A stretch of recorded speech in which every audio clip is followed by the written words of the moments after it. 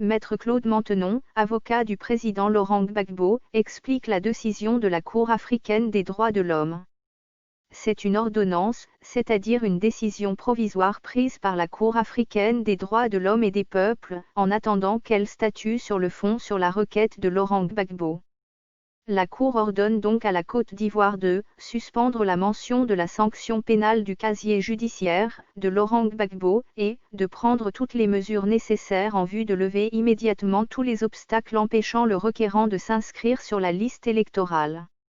Sur le fond donc, Laurent Gbagbo conteste sa radiation de la liste électorale.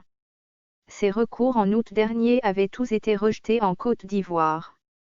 Il a par conséquent donc saisi le 7 septembre la Cour africaine.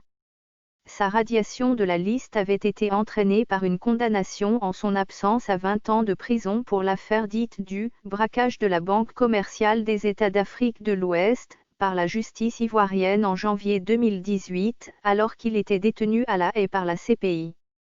Une victoire donc pour l'ancien président ivoirien.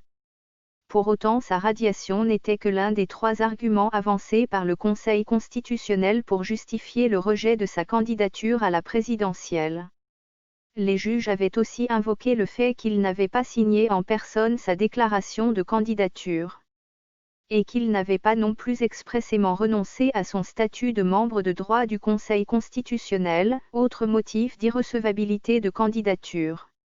La Côte d'Ivoire, qui refuse d'appliquer les décisions de la Cour africaine et qui a entamé le retrait de sa déclaration de compétence, ne s'est pas fait représenter à l'audience.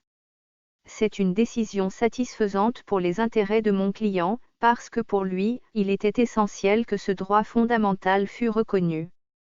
Claude Maintenon, avocat de Laurent Gbagbo et ancien bâtonnier de l'Ordre des avocats sur RFI.